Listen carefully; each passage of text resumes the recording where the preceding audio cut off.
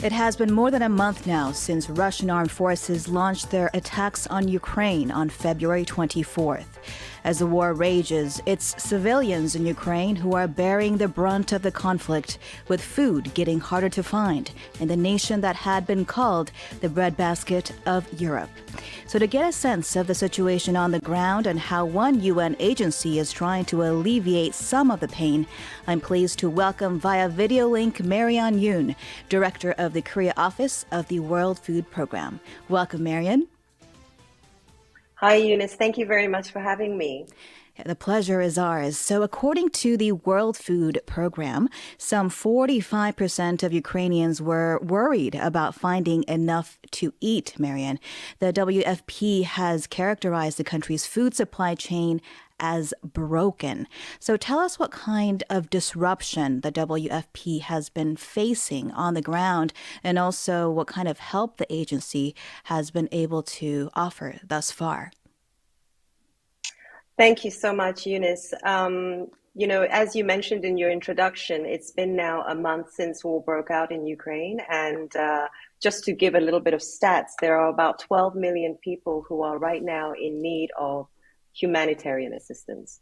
6.5 million have been displaced from their homes within the country, and over 3.7 million people have fled to neighboring countries as refugees.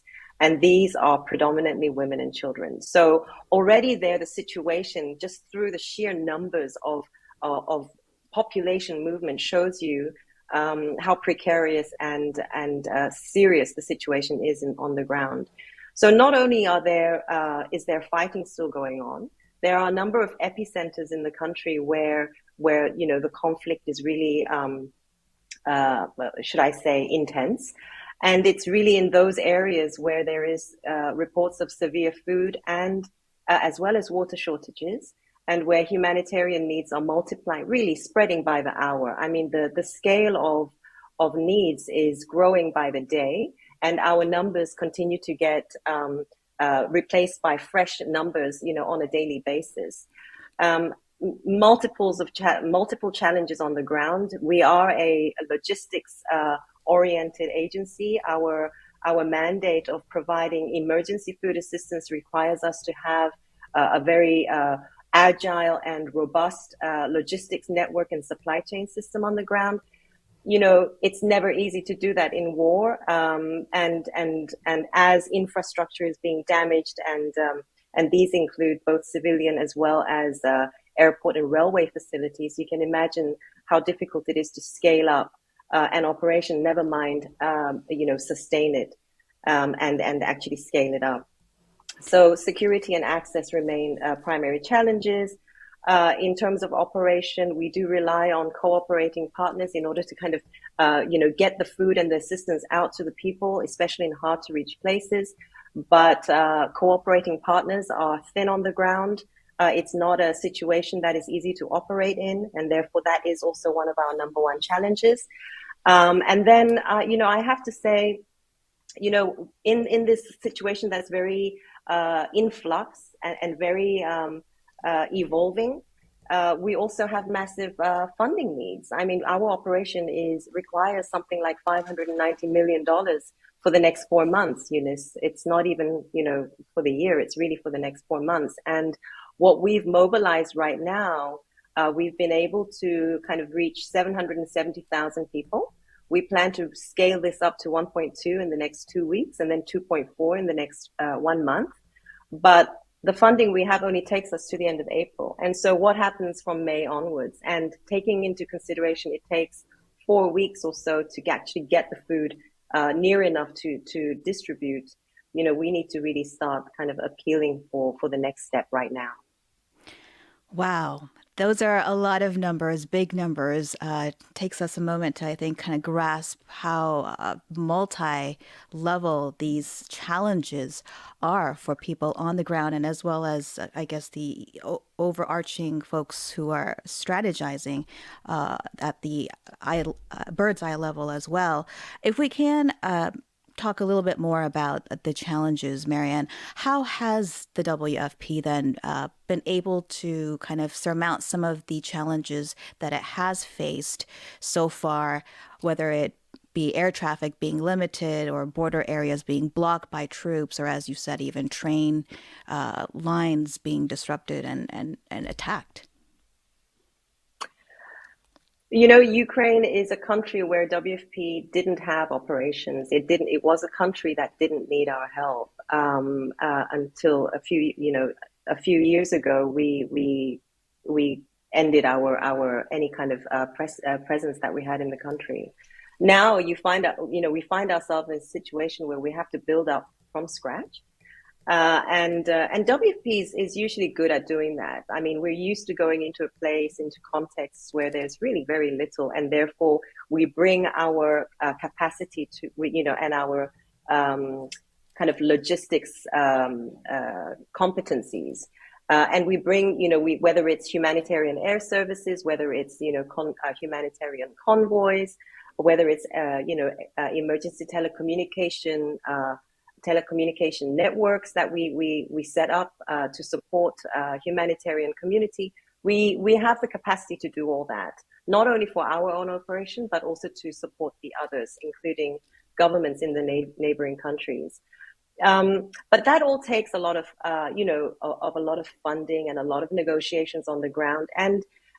So the challenges are different in Ukraine. It really is on the one hand, you have access to systems that used to exist, commercial infrastructure that used to be in place. And so it's really a matter of us trying to piggyback on what exists and where it's not functioning because of the conflict, how we can still, leverage whatever is left, whether it's capacity on the ground or systems or networks.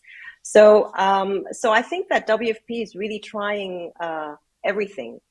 In all ways, and what we're doing in Ukraine is also very different from what we're doing outside of Ukraine. In neighboring countries, we're working with the host governments to really coordinate the different assistance that needs to go to the refugees. And here we're working very closely with the UNHCR, High Commission for Refugees, and IOM, the International Organization for Migration, two very, very close partners to WFP. Inside Ukraine is a different issue. I think there we need to look for areas where we can pre-position food so that it can go out to the people in need, as there's a lot of people in transit and a lot of population movement that may be in one area today and then in a different area tomorrow. We're dealing with food that is quick to eat, high energy biscuits, canned produce, things like that families who are on the move can take with them and rely on in their journey, and also providing hot meals where and when possible on the ground. So really, I think WFP's operation in that region, as a result of the Ukrainian conflict, is just really very, very different depending on where you are looking and which aspect of our operation we're talking about. Yeah. And it's interesting also in the sense that Ukraine was also a supplier, I understand, prior to the conflict for the WFP when it comes to sunflower oil more recently, but also wheat. A pretty big chunk of wheat supply for Europe as well as the world comes from Ukraine and Russia. So what are you finding? I know that you said there were various different types of needs on the ground, but are there certain things that the people on the ground and the refugees need the most at the moment? When you imagine people who are packing up their belongings and running, fleeing for their lives, I think the first thing that you really need for them to have is clearly protection and safety. But in points where there are, reception centers or train stations where you typically see the population kind of converging into these areas, we need to make sure that they have ready to eat meals. They have rations that they can take with them on their journey. That they have shelter, and they have, clean access to clean water and other things, other basic services. In places where, in Ukraine, in places where there is still some commercial activity that is available, WFP doesn't distribute food. We distribute cash. And we distribute cash so that the families can access different things that they need, in the supermarkets where they live and where the shelves are not yet empty. But unfortunately, those places are reducing. Now, when you mentioned something about Ukraine being a breadbasket and the impact that it's having really globally, I mean, the supply chain constraints and the impact it's having on the Ukrainian population inside Ukraine is massive. I mean, it's not just food. It's food, fuel. Basic supplies are not getting in, and they're not reaching the shelves, and people are not able to access these very basic commodities. But when you look at the world, when you take a step back and you think, okay, well, how is this impacting the rest of the world? You mentioned that Ukraine was the breadbasket. It is Ukraine and Russia combined actually produced 30% of global wheat exports and 20% of global corn exports. And these are two commodities that in the countries where WFP operates, which is really the countries where they have dire food insecurity and malnutrition, chronic and acute as well. You can imagine that if a country that used to, or a region that used to produce 30% of all global wheat is now under fire, and this on the back of inflation that was already unprecedented in many of these countries, that it's very easy to get very, very scared very quickly. We are already seeing unprecedented levels of global food prices, fuel prices. It's unprecedented. FAO's food price index release showed that February 2022 was really all-time high for these two commodities. And it will continue to have major impact on millions of people who are already under stress due to local inflation and economic downturn as a result of COVID. Right.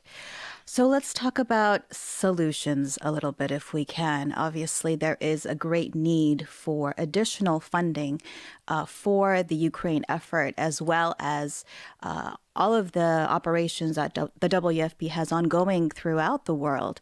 In fact, it had already said earlier this year that food prices, or rather 2022, would be a year of catastrophic hunger, with 44 million people in 38 countries teetering on the edge of famine. So already the problem was big, and it became even bigger with this Ukraine crisis.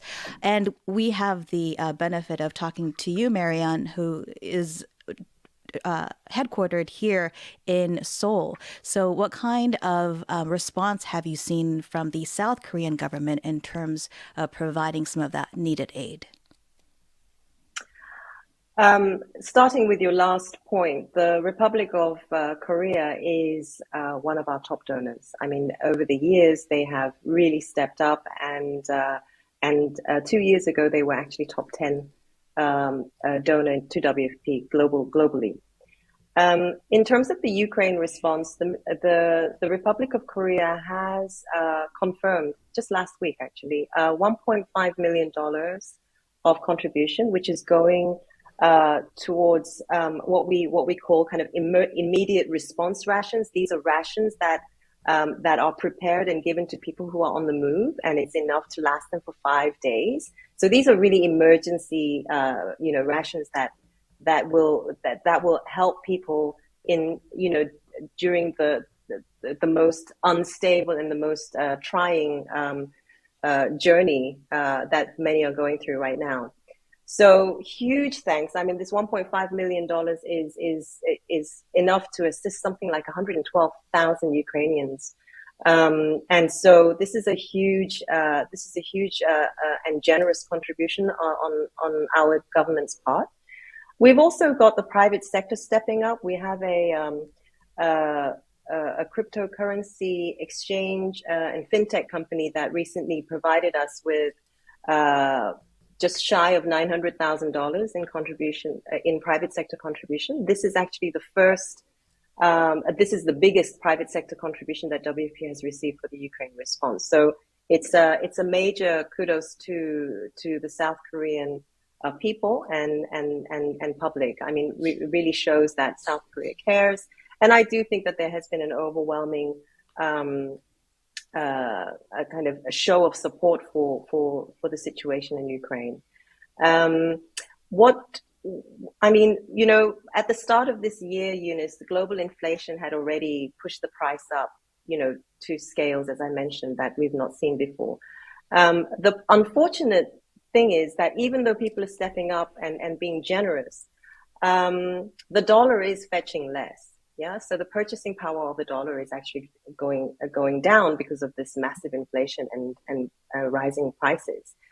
And so, you know, on the one hand, we can say that you know, donors are really stepping up and they're really showing unprecedented levels of generosity, and yet, you know, we've still got we need to raise $18.9 billion this year, and so our narrative is, how do we actually do that? You know, our needs are going up, donations are going up, but our needs are just outpacing that. Right. And so, you know, we have a comprehensive plan, but really it's going to require some phenomenal level of cooperation and generosity, I think, in order to kind of deal with this unprecedented situation that is facing the whole world, to be honest. Right.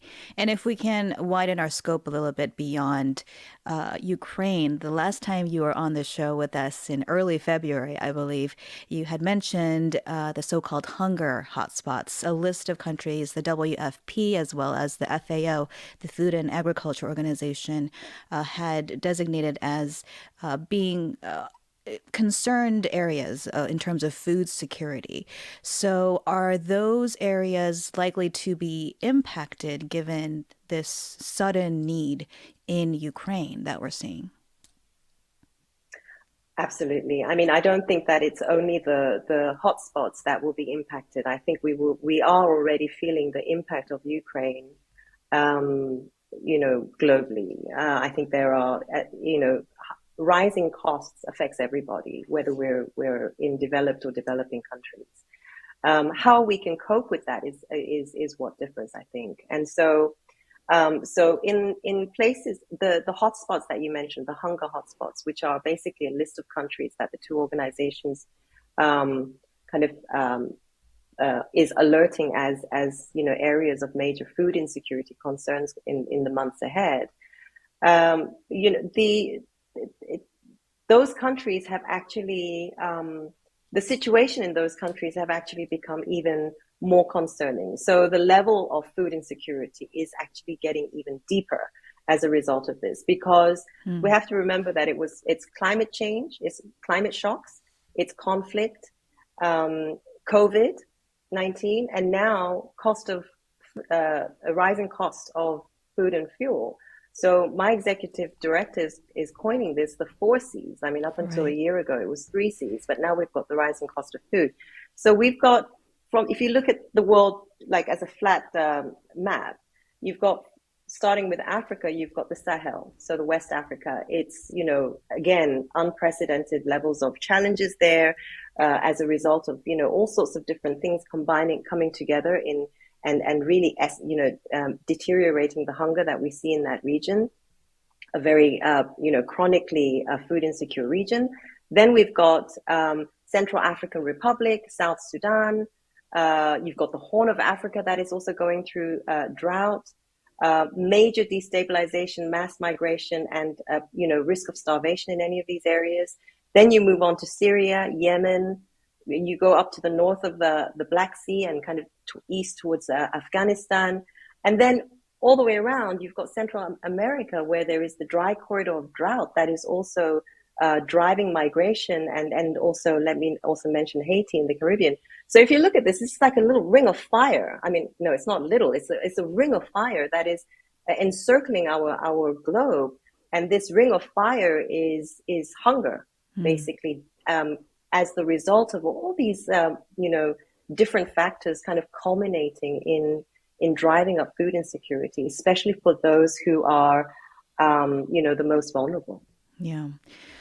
Well, now that we have this information and we've heard from you kind of what you are as an organization grappling with, how can people here in South Korea and perhaps watching abroad where food security is not an issue, help in the effort toward putting out some of these fires?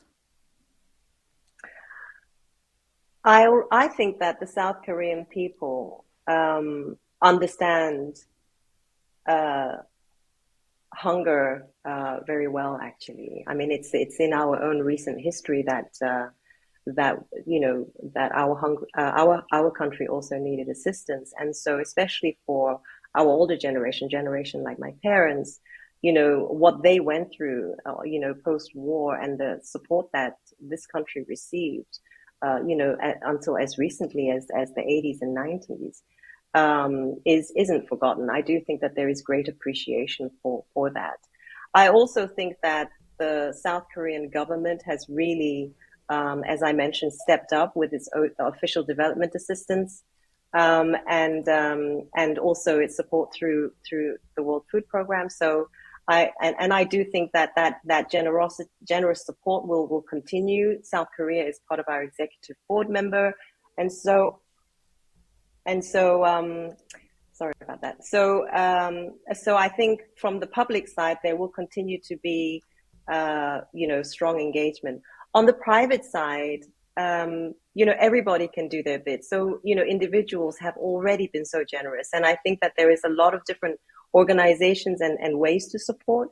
WFP is one, and we do have an online platform that people can access. It's ko.donate.wfp.org. And really just, lastly, to be engaged and to be interested and to advocate for peace. I mean, at the end of the day, supporting humanitarian response is one thing, but what does the Ukrainian people really need? They need an end to the conflict and peace.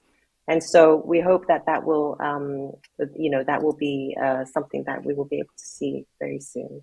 Yes, a Thank lot you. of people sending really best wishes and prayers for the people in Ukraine as well. And we thank you, Marian, on behalf of everyone at WFP for the life altering work that you are doing every single day. Thank you very much, Eunice. It's always an honor to be here and to be able to share a little bit of our story and our challenges as well as our needs. Thank you. Thank you.